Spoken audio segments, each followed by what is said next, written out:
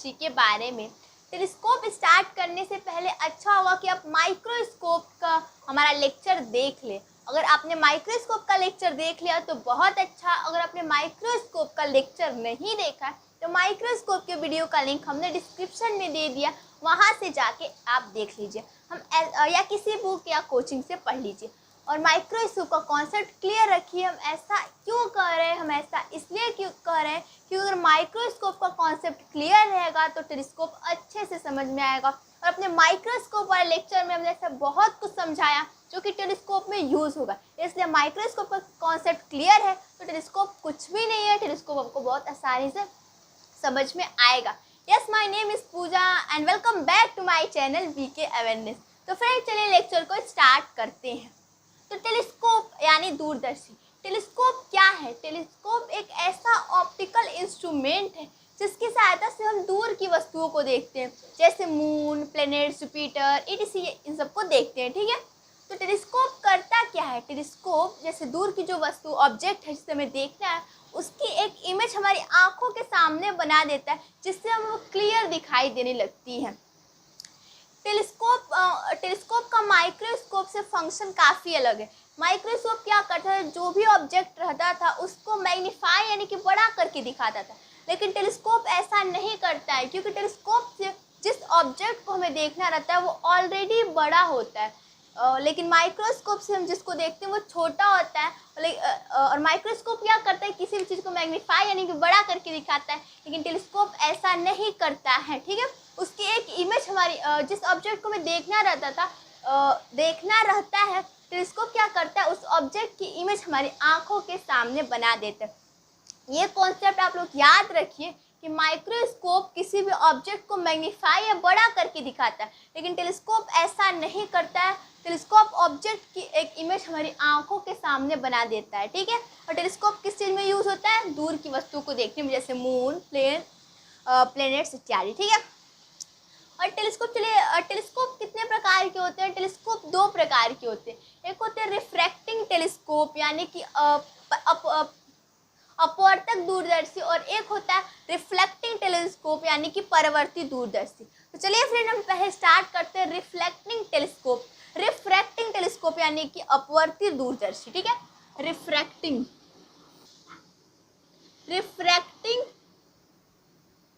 Telescope यानी कि क्या? अपवर्ती दूरदर्शी। चलिए, अपवर्ती दूरदर्शी। रिफ्रैक्टिंग टेलीस्कोप समझने के पहले आपको थोड़ा विजुअल एंगल का कॉन्सेप्ट समझना होगा। विजुअल एंगल यानी कि दर्शन कोण। विजुअल एंगल क्या होता है? ठीक है, और विजुअल एंगल का कॉन्सेप्ट हमने माइक्रोस्कोप में बहुत अच्छे से समझाया था, इसीलिए हम कह रहे थे कि माइक्रोस्कोप का वीडियो देख के आइए। फिर भी यहाँ से थोड़ा बहुत यहाँ पे हम लोग देख के थोड़ा बहुत विजुअल एंगल का कॉन्सेप्ट समझेंगे। ठीक है, विजुअल एंगल क्या होता है? विजुअल एंगल ये होता है कि मान लीजिए यहाँ पे कंसीडर करेंगे हमारी आईज है। ठीक है,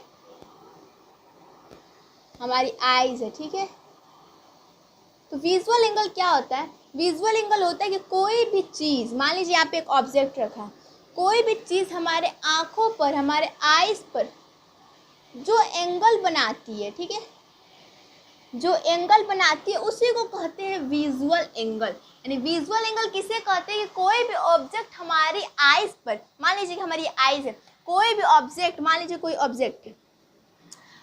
ऑब्जेक्ट हमारी आईज पे जो एंगल बनाती है उसे ही कहते हैं विजुअल एंगल। ये क्या? ये वर्टिकली अपोजिट है तो ये भी क्या हो जाएगा? थीटा। ठीक है, और ये हमारी आईज की क्या है? स्क्रीन है। ठीक है, ये हमारी आईज की स्क्रीन है और इमेज इमेज यही बन रहा है, इमेज की लंबाई यही है। ठीक है, तो जितना बड़ा आप लोग को देखने में लग रहा है कि अगर थीटा को थोड़ा और बढ़ा दे, आप लोग कंसीडर करिए थीटा इतना बड़ा होगा तो इमेज की लंबाई भी बढ़ जाएगी। ठीक है, तो अब इससे कॉन्सेप्ट से इससे क्लियर हो रहा है कि विजुअल एंगल जितना बड़ा होगा ऑब्जेक्ट हमें उतना ही बड़ा दिखाई देगा। ठीक है, इसलिए ये कॉन्सेप्ट क्लियर रखिए। मून देखिए, जैसे मून बहुत दूर होता है, मान लीजिए मून में छोटा क्यों दिखाई देता है? मून में इसलिए छोटा दिखाई दे, रियल में तो बड़ा है पर छोटा क्यों दिखाई देता है? क्योंकि मून द्वारा हमारी आंखों पर जो विजुअल एंगल बनता है वो बहुत ज़्यादा छोटा होता है। जैसे देखिए कि मान लीजिए मून इधर है, मान लीजिए कंसीडर कर लीजिए। ठीक है, ये हमारी आइज़ है, मान लीजिए इतनी दूरी पर हमारी आइज़ है। ठीक है, और ये हमारे आईज है, ठीक है। तो हमें क्यों दिखाई देता है मून छोटा, ठीक है। आप लोगों को देखने से लग रहा हो कि देखिए ये एंगल बहुत ज़्यादा छोटा है, यानी कि मून द्वारा हमारे आईज पर जो एंगल बन रहा है बहुत ज़्यादा छोटा है, ये बहुत ज़्यादा छोटा है, इसलिए हमें ये मून बहुत ज़्यादा छोटा दिखाई देता है। लेकिन आप लोग देख सकते हैं कि अगर इसको मून को थोड़ा आगे ले जाए, वैसे आगे ले नहीं जा सकते, पर मान लीजिए अगर टेलीस्कोप करता है क्या, मून की एक इमेज हमारी आंखों के सामने बना देता है। तो मान लीजिए मून है तो इसकी आंखों के सामने हमारी इसकी एक इमेज बना देगा, ठीक है। अब आप लोग देखिए विजुअल एंगल इसका थोड़ा सा बढ़ गया, और विजुअल एंगल मान लीजिए बीटा हो गया, विजुअल एंगल बढ़ गया। अब जानते हैं जितना बड़ा विजुअल एंगल यानी कि और जितना बड़ा विजुअल एंगल ऑब्जेक्ट की इमेज उतनी ही बड़ी दिखती है, ऑब्जेक्ट हमें उतना ही बड़ा दिखता है। तो वही टेलीस्कोप करता है क्या है, टेलीस्कोप जो मून है वो दूर है, उसके द्वारा हमारी आंखों पे विजुअल एंगल बहुत ज़्यादा छोटा बन रहा है, तो उस मून की एक इमेज हमारी आंखों के सामने बना देता है, और जिसको देखते हैं तो उसका विजुअल एंगल हमारी आंखों पे ज़्यादा बड़ा बनता है, जिससे वो हमें बड़ा दिखाई देने लगता है। यही करता है मून, ठीक है। तो आप लोग समझ गए कि क्या होता है। अब चलिए रिफ्रैक्टिंग टेलीस्कोप विजुअल एंगल का कॉन्सेप्ट हमने समझ लिया, वैसे भी हमने इसको माइक्रोस्कोप में समझाया था अच्छे से। चलिए रिफ्रैक्टिंग टेलीस्कोप का हम रे डायग्राम देखते हैं। आपने माइक्रोस्कोप में देखा था कि उसमें भी दो लेंस होते थे, तो इसलिए रिफ्रैक्टिंग टेलीस्कोप में भी क्या दो लेंस होती है। एक क्या होती है, एक होता है ऑब्जेक्टिव लेंस जो कि बहुत बड़ा होता है, ठीक है, और एक होता है आईपीस लेंस, ठीक है, जो कि ऑब्जेक्टिव लेंस के कंपेयर में बहुत छोटा होता है। ये मान लेते हैं क्या ये आईपीस लेंस है, ये क्या ऑब्जेक्टिव लेंस है, ये क्या है ऑब्जेक्टिव लेंस, और ये क्या है आईपीस लेंस, ये क्या है आईपीस लेंस, ठीक है। ठीक है, जो हमने देखा था माइक्रोस्कोप में ऑब्जेक्टिव लेंस छोटा होता है और आईपीस लेंस बड़ा होता है, लेकिन इसमें उल्टा होता है, इसमें ऑब्जेक्टिव लेंस बड़ा होता है और आईपीस लेंस छोटा होता है। आपके माइंड में क्वेश्चन आ रहा हो कि ऑब्जेक्टिव लेंस इसमें बड़ा क्यों होता है। ऑब्जेक्टिव लेंस इसलिए बड़ा होता है कि अगर ऑब्जेक्टिव लेंस को मान लीजिए छोटा रखते हैं तो कितनी रेज कलेक्ट होंगी, मान लीजिए 100 रेज कलेक्ट हुई, 200 रेज कलेक्ट हुई, तो जो इससे मान लीजिए मून को देखेंगे टेलीस्कोप का यूज कर रहे हैं, तो जो मून की इमेज बनेगी वो जो ब्राइट नहीं बनेगी, थुतली बनेगी, ठीक है। अगर हम बढ़ा लेते हैं ऑब्जेक्टिव लेंस तो उसमें 1 करोड़ 2 करोड़ रेस कलेक्ट होगी, और जो मून की इमेज बनेगी वो ब्राइट बनेगी और अच्छी बनेगी, जिसमें साफ दिखाई देगी। इसीलिए हम ऑब्जेक्टिव लेंस को बड़ा, बहुत बड़ा रखते हैं, इसके कंपेयर में बहुत बड़ा होता है। ये छोटा नहीं होता है आईपीस लेंस, बस इसके कंपेयर में छोटा होता है, एज कंपेयर टू छोटा होता है। और देखो माइक्रोस्कोप में जो ऑब्जेक्टिव लेंस होता था वो रियल में छोटा होता था, लेकिन जो आईपीस लेंस है टेलीस्कोप में रियल में छोटा नहीं होता, ये ठीक होता है, लेकिन इसके कंपेयर में छोटा दिखता है क्योंकि ये बहुत ज़्यादा बड़ा होता है। और बड़ा का हमने कारण भी बता दिया क्यों बड़ा होता है, ठीक है। चलिए रे डायग्राम स्टार्ट करते हैं।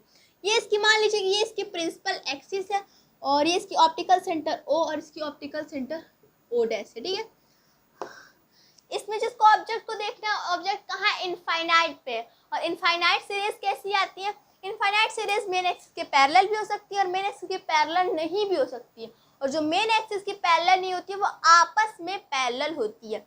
और देखिए ये बड़ा है इसलिए इसकी फोकल लेंथ लार्ज होगी, और ये छोटा है जिसकी फोकल लेंथ क्या स्मॉल होगी, ठीक है, और इसकी फोकल लेंथ बहुत ज़्यादा होगी और इसकी फोकल लेंथ कम होगी। चलिए इनफाइनाइट से रेस लाते हैं, क्योंकि इनफाइनाइट में जो इमेज जो ऑब्जेक्ट है उसकी इमेज हमें बनानी रहती है।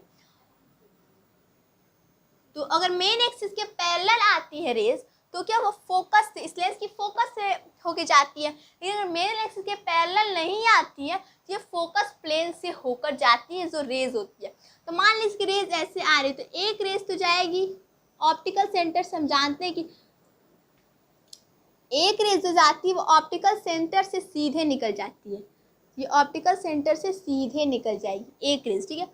और एक रेज क्या होती है, एक रेज फोकस प्लेन से होके जाती है, मान लीजिए एक रेज फोकस प्लेन से होके जाती है, ठीक है। मान लीजिए यहाँ पे इसकी इमेज बन गई और यहाँ पे इसकी क्या है, इस लेंस की फोकस है f4, ठीक है, f4, ठीक है, और यहाँ पे इसकी इमेज क्या हो गई, बन गई। यानी कि जो मेन एक्सिस के पैरेलल रेज नहीं आपस में पैरेलल होती है, मेन एक्सिस के पैरेलल नहीं होती है, उसकी इमेज कहाँ बनती है? यहाँ बनती है, ठीक है। उसकी इमेज फोकस प्लेन पे बनती है, फोकस पर नहीं बनती है। यहाँ पे मान लीजिए बन गई इसकी इमेज, ठीक है। पर ये लेकिन ये इससे बड़ा नहीं है, ठीक है। जो ये ज्यादा बड़ा नहीं है तो इसको मैग्नीफाई कौन करता है? आईपीस लेंस, यानी कि इसको और बड़ा कौन बनाता है? Eyepiece lens. अब आता है आईपीस लेंस का रोल। चलिए आईपीस लेंस को थोड़ा हम लोग पास कर लेते हैं।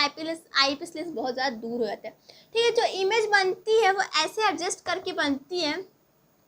जो आईपीस लेंस की फोकल लेंथ है, फोकस है, मान लीजिए आईपीस लेंस की फोकस है ये, मान लीजिए एफ और मान लीजिए एक यहाँ पे एफ, ठीक है। तो जो ये इमेज बनती है ऐसा एडजस्ट करके बनती है कि जो आईपीस लेंस है उसके फोकस और उसके ऑप्टिकल सेंटर के बीच ही ये इमेज बनती है। ऐसा इसमें एडजस्टमेंट होता है, ठीक है। तो देखिए इमेज कहाँ बन गई? ये आईपीस लेंस है, आईपीस लेंस के ऑप्टिकल सेंटर और आईपीस लेंस के फोकस के बीच इमेज बन गई, ठीक है। अब देखिए और ये जो अब इस आईपीस लेंस के लिए जो इमेज है, इसके द्वारा जो इमेज बना है वो वर्चुअल ऑब्जेक्ट की तरह काम करेगा। हमने बहुत बार बता दिया कि जो पहले लेंस के द्वारा जो इमेज बनता है दूसरे लेंस के लिए ऑब्जेक्ट का काम करता है, ये वर्चुअल ऑब्जेक्ट का काम करता है। तो इसके द्वारा जो ये इमेज बना है इसके लिए क्या? वर्चुअल ऑब्जेक्ट का काम करेगा, ठीक है। और यहाँ पे देख लीजिए आप लोग, यहाँ पे सिंपल माइक्रोस्कोप की कंडीशन आ गई। सिंपल माइक्रोस्कोप में भी ऑब्जेक्ट कहाँ रहता था? इसकी फोकस यानी जो लेंस रहती थी उसकी फोकस और ऑप्टिकल सेंटर के बीच ही ऑब्जेक्ट रहता था। यानी कि यहाँ पे कंडीशन कौन सी आ गई? सिंपल माइक्रोस्कोप वाली कंडीशन आ गई। इसलिए हम करते माइक्रोस्कोप अच्छे से पढ़ के आइएगा, ठीक है। और अगर आपने नहीं भी पढ़ा तो आपने पॉपुलर कंडीशन, कॉन्वेक्स लेंस की इमेज बनाने में एक पॉपुलर कंडीशन होता है कि जब ऑब्जेक्ट कॉन्वेक्स लेंस के ऑप्टिकल सेंटर और फोकस के बीच होता था। आप लोग थोड़ा सा देख लीजिए कि ठीक है, एक होता है कंडीशन जो कि कॉन्वेक्स लेंस में होता है, जब इमेज फोकस, मान लीजिए इसकी फोकस और ऑप्टिकल सेंटर के बीच हो तो इमेज कैसा बनता है? एक रेज तो ऑप्टिकल सेंटर से सीधे निकल जाएगी और एक रेज इसकी फोकस से होके जाएगी, ठीक है, और एक रेज सीधे निकल जाएगी। तो ये दोनों देखिए डाइवर्जिंग रेज है, यानी कि आगे कहीं नहीं मिलेंगी तो कहाँ मिलेंगी? पीछे मिलेंगी। मान लीजिए कि यहाँ पे पीछे मिल गया, इससे पीछे इमेज बनता था और इससे मैग्नीफाई बनता था और कैसा बनता था? वर्चुअल बनता था, मैग्नीफाई बनता था, ठीक है। तो यही कंडीशन यहाँ पर भी आ गई है। देखिए कि जो ऑब्जेक्ट है, यानी कि इसके लिए वर्चुअल ऑब्जेक्ट का काम कर रहा है। तो जो ऑब्जेक्ट है, मान लीजिए यहाँ पे हम इसको बी डैश ए डैश मान लीजिए, ठीक है। और मान लीजिए object A dash B A B है, ठीक है। तो जो ए डैश बी डैश है वो इसकी तरह इसका कंडीशन होगा कि जो ऑब्जेक्ट है वो इसके फोकस और ऑप्टिकल सेंटर के बीच में हो गया। यही वाली कंडीशन हो गई। तो चलिए यही हम लोग यही इसी को लगाते हैं, कैसे होगा। तो एक रेस क्या होती है? एक रेस तो ऑप्टिकल सेंटर से सीधे निकल जाती है। तो मान लीजिए ये रेस ऑप्टिकल सेंटर से सीधे निकल जाती है और एक रेस इसकी फोकस से होके जाती है, ठीक है। तो ये इसकी फोकस से होके जाएगी। ये देखिए दोनों रेज फोकस से हुई, तो ये दोनों रेज क्या ही? ये डाइवर्जिंग रेज है। क्या कह सकते हैं? ये डाइवर्जिंग रेज है, यानी आगे कहीं नहीं मिलेंगी। तो ये कहाँ मिलेंगी? ये पीछे मिलेंगी। मान लीजिए यहाँ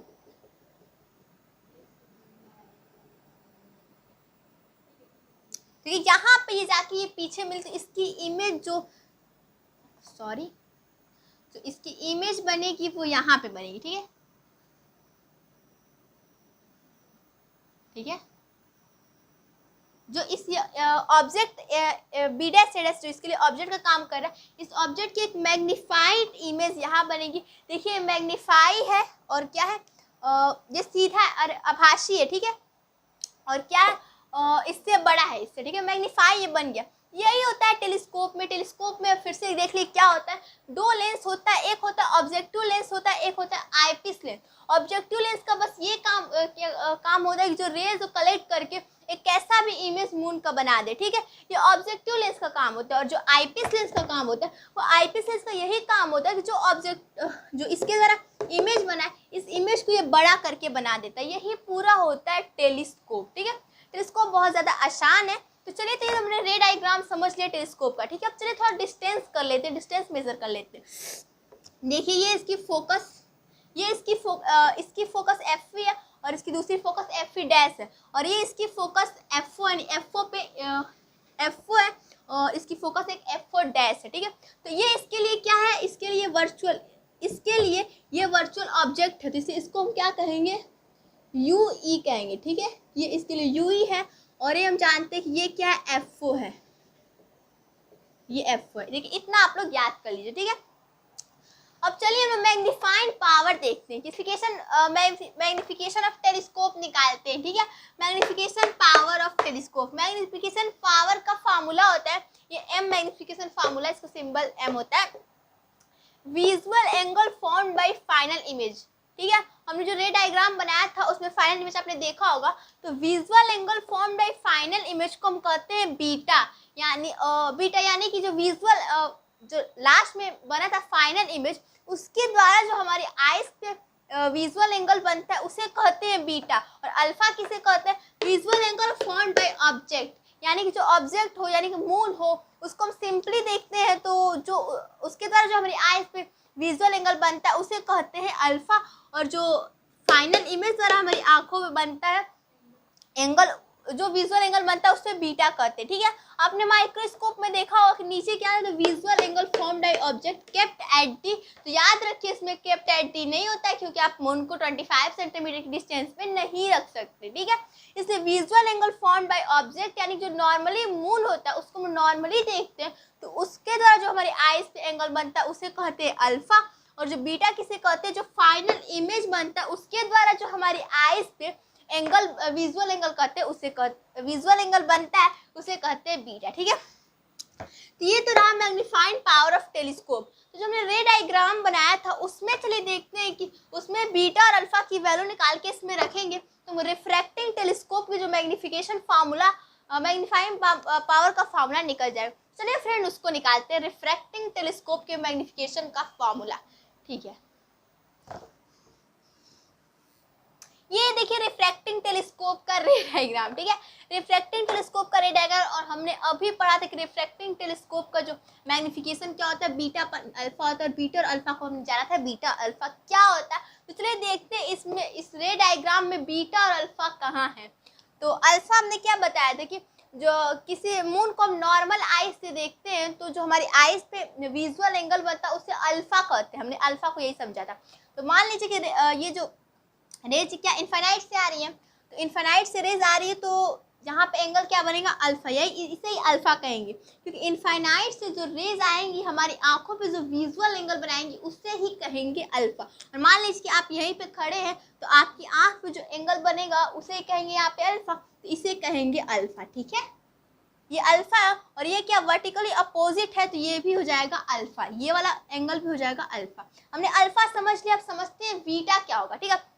बीटा हमने कहा था कि जो फाइनल इमेज बनेगा उसके द्वारा जो हमारे आइज पे विजुअल एंगल बनेगा उससे कहेंगे बीटा, ठीक है। और ये देखिए यही है फाइनल इमेज, ये क्या है final image, A double dash D double dash, यही है फाइनल इमेज। और इस फाइनल इमेज द्वारा हमारी आइज पे जो विजुअल एंगल बनेगा उसे कहेंगे, क्या कहेंगे, उसे कहेंगे बीटा, ठीक है। और मान लीजिए कि हम फाइनल इमेज को यहाँ से देख रहे हैं, ठीक है, ये हमारी खूबसूरत सी आंखें हैं, तो फाइनल इमेज को हम यहाँ से देख रहे हैं, ये फाइनल इमेज है, और हमारे आइज पे यही एंगल, इसी एंगल को कहेंगे बीटा, ठीक है, इसको कहेंगे बीटा, ठीक है। फाइनल आइज जो आईपीस लेंस के बहुत पास है, इस आईपीस लेंस से जो एंगल बनेगा, जो आइज से एंगल बनेगा उसे आईपीस लेंस से ही देखेंगे, ठीक है। तो ये हो जाएगा बीटा और ये हो जाएगा अल्फा, ये बीटा और ये अल्फा, ठीक है।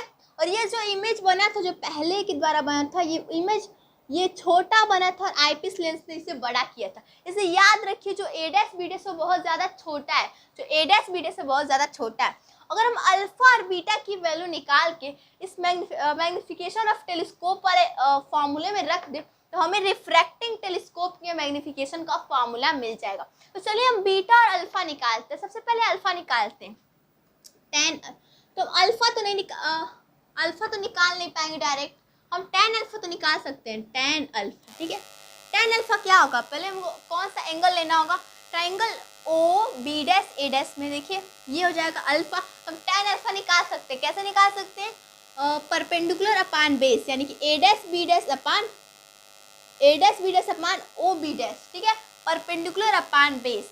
और हम जब जानते हैं कि ये बहुत ज़्यादा छोटा है हमने पहले ही कहा था बहुत छोटा है, इससे एंगल बहुत ज़्यादा छोटा होगा, तो जो tan alpha is nearly equal to alpha. ये जानते हैं कि मैथ का फॉर्मूला होता है कि जब एंगल बहुत ज़्यादा छोटा है, अल्फा और बीटा दोनों छोटा है, जब एंगल बहुत ज़्यादा छोटा होता है तो उसका tan उस एंगल के इक्वल हो जाता है। ये मैथ का फार्मूला होता है।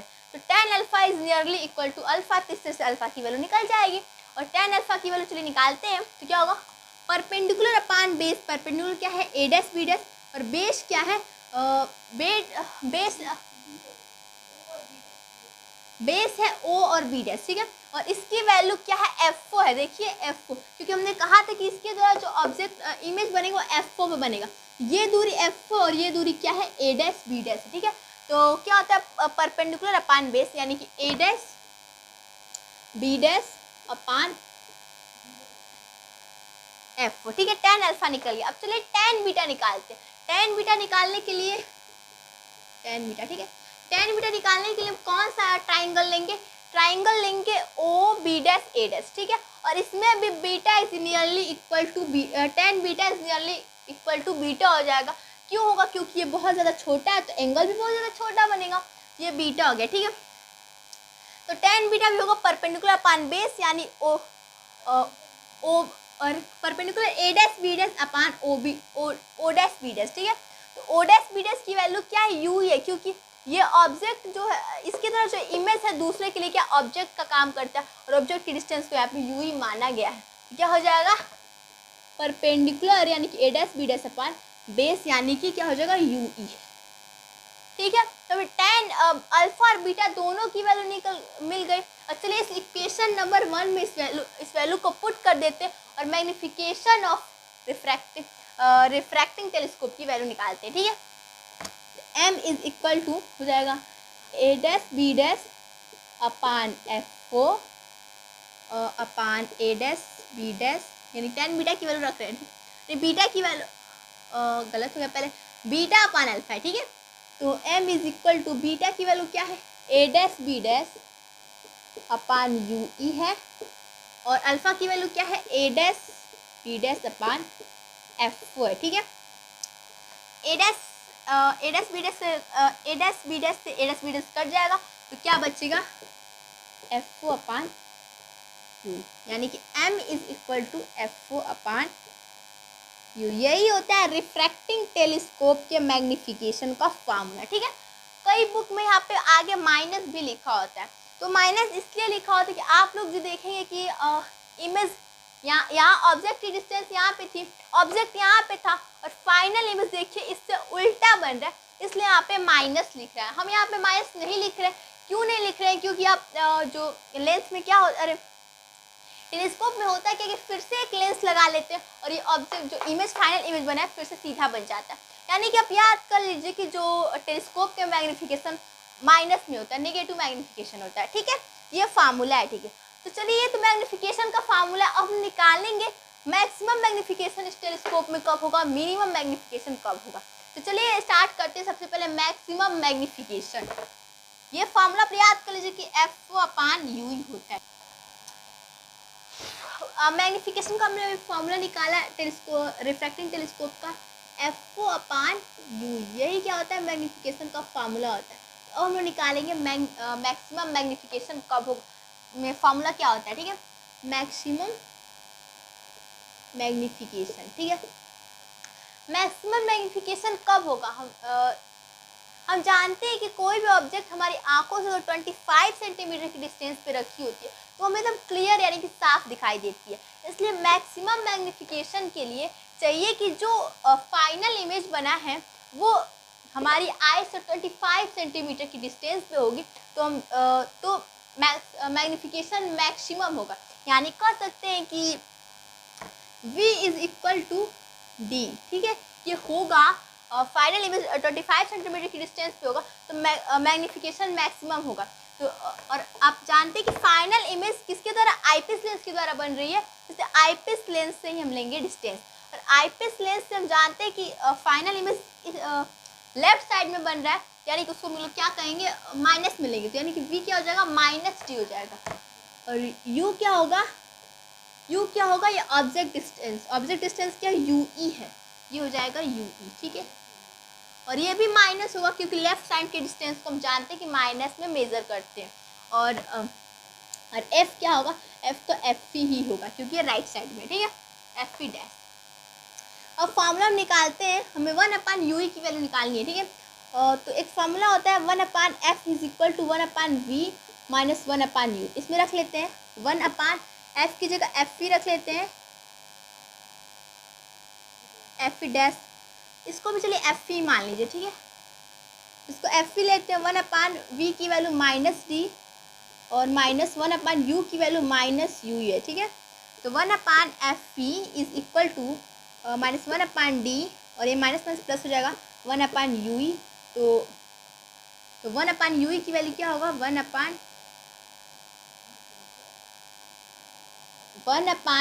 की वैल्यू क्या होगी, इसको इस साइड कर लेंगे तो is equal to 1/f plus 1/, यही हो जाएगा, ठीक है, यही होगा। 1/u की वैल्यू होगा 1/f प्लस 1/d। आप एफ की जगह एफ डैश कुछ भी लिख सकते हैं, आप यहाँ पे जो मानने के ऊपर आप क्या मानेंगे, ठीक है। अब एफ डैश हमने माना था, चलिए एफ डैश निकल लेंगे, आप लोगों को कन्फ्यूजन हो जाएगा, ठीक है। 1/f डैश, ठीक है, हो गया। लेकिन ये किस कंडीशन में, मैक्सिमम मैग्निफिकेशन है, ठीक है, तब 1/u की वैल्यू इतनी होगी। तो अगर मैक्सिमम मैग्निफिकेशन निकालना है तो हमको इक्वेशन नंबर 1 में, जो कि रिफ्रैक्टिंग टेलीस्कोप के मैग्निफिकेशन का फार्मूला, अगर उसमें हम लोग रख देंगे तो हमें मैक्सिमम मैग्निफिकेशन मिल जाएगा। तो चलिए इक्वेशन नंबर 1 में 1/u की वैल्यू पुट कर लेते हैं। तो क्या हो जाएगा, m is equal to f upon 1/u की वैल्यू डायरेक्ट है तो इसे कर सकते हैं 1/f डैश प्लस 1/d, ठीक है। यहाँ पे आप एफ डैश कॉमन कर लेंगे तो क्या बचेगा, f/f डैश कॉमन कर लेंगे, ठीक है। तो हो जाएगा 1 हो जाएगा प्लस, जब कॉमन करते हैं तो यहाँ पे नहीं है तो उसको मल्टीप्लाई भी हो जाएगा f डैश अपान d। ये क्या है, ये रिफ्रैक्टिंग टेलीस्कोप के मैक्सिमम मैग्निफिकेशन का फार्मूला है, ठीक है। ये तो मैक्सिमम मैग्निफिकेशन है। अब चलते हैं मिनिमम, दूसरा होता है कि देखिए ये मैक्सिमम मैग्निफिकेशन है पर इसमें एक दिक्कत होती है। ये दिक्कत होती है कि जब ये 25 सेंटीमीटर डिस्टेंस पे फाइनल इमेज बनना चाहिए, तो हम 25 सेंटीमीटर के डिस्टेंस पे जानते हैं कि कोई भी चीज़ रखी होती है तो हमारी आंखों में दिक्कत होती है, उसे देखते हैं तो हमारी आंखों में दर्द होता है, स्ट्रेन होता है। इसलिए अगर हमारे आंखों के दर्द को हटाना है तो हम एक दूसरा मैग्निफिकेशन निकालेंगे, मिनिमम मैग्निफिकेशन या नॉर्मल, जिस तरह से हम देखते हैं, यानी कि उसमें ये ना रहे कि 25 सेंटीमीटर की डिस्टेंस पे ही फाइनल इमेज को बनना है, यानी कि वो कहीं भी बन जाए, अनंत पर भी बन जाए। यानी कि दूसरे वाले कंडीशन, यानी जिसको मिनिमम मैग्निफिकेशन भी कर सकते हैं, उसमें जो v की वैल्यू होगी वो इनफाइनाइट होगी, ठीक है। और u की वैल्यू तो वही होगी सेम, माइनस यू ई, और f की वैल्यू सेम होगी एफ पी, ठीक है, एफ पी डैश, ठीक है। अब चलिए फिर से हम यहाँ पे निकालते हैं, ये क्या मिनिमम मैग्निफिकेशन है। मिनिमम मैग्निफिकेशन में क्लियर नहीं कि आप जो ऑब्जेक्ट है 25 सेंटीमीटर की डिस्टेंस पे जो फाइनल इमेज वो बनना चाहिए वो कहीं भी बने, इनफाइनाइट पे बने, क्योंकि हम जानते हैं कि इनफाइनाइट पे कोई भी चीज़ रहती है इसको हम आराम से देख लेते हैं, और जब हमें आराम से देखना है तो हमको यहाँ पे इनफाइनाइट पे अगर बनेगा तो हम आराम से देख लेंगे, ठीक है। ये इसको मिनिमम मैग्निफिकेशन भी कर लेते हैं, और अक्सर हम इसको ही यूज़ करते हैं क्योंकि हम आराम से नहीं, हमें आँखों में दर्द नहीं करना है, ठीक है। तो चलिए मिनिमम मैग्निफिकेशन निकालते हैं। तो फिर से वही फॉर्मूला निकालते हैं, 1/u की वैल्यू निकालनी है, 1/v minus 1/u is equal to 1/v की वैल्यू क्या है, इसमें इनफाइनाइट है, माइनस 1/f की वैल्यू एफ पी डैश, ठीक है। आप यहाँ पे कुछ भी रख सकते हैं और उस वक्त मानने के ऊपर u की जगह माइनस यू, ठीक है। 1/f dash is equal to 1/इनफाइनाइट की वैल्यू हम जानते हैं कि 0 हो जाएगी और माइनस माइनस क्या हो जाएगा प्लस 1/u, यानी कि 1/u is equal to 1/f, यानी डायरेक्ट 1/u की जगह हम क्या रख देंगे, 1/f रख देंगे, एफ डैश। तो अब मिनिमम मैग्निफिकेशन या नॉर्मल, इसको नॉर्मल एडजस्टमेंट भी कहते हैं क्योंकि नॉर्मल हम इसी तरीके से माइक्रोस्कोप का टेलीस्कोप का यूज़ करते हैं। एफ लिखा गया और एफ यू की वैल्यू 1/u की वैल्यू क्या है 1/f, ये हो जाएगा एफ डैश। ये क्या है, ये है मिनिमम मैग्नीफिकेशन भी कर सकते हैं, नॉर्मल एडजस्टमेंट भी कर सकते हैं, और रिलैक्स आइज द्वारा हम देखते हैं तो उस समय मैग्नीफिकेशन कितना होता है, F/F होता है, ठीक है। आप F की जगह कुछ भी मान सकते हैं, ये होता है मिनिमम मैग्नीफिकेशन। तो फ्रेंड इस कंडीशन में देखिए, इस कंडीशन में आप लोग देखिए, अच्छा पहले हम ये डिस्कस कर लेते हैं कि लेंस, ये टेलीस्कोप की जो लंबाई होती है वो क्या होती है। टेलीस्कोप की लंबाई क्या होगी, FO प्लस क्या हो जाएगी, UE होगी, क्योंकि FO और UE होगी टेलीस्कोप की लंबाई, ठीक है। लेकिन इस कंडीशन में जब FE और UE बराबर हो, जब FE और UE बराबर होती है तो हम UE की जगह FE भी लिख सकते हैं ना।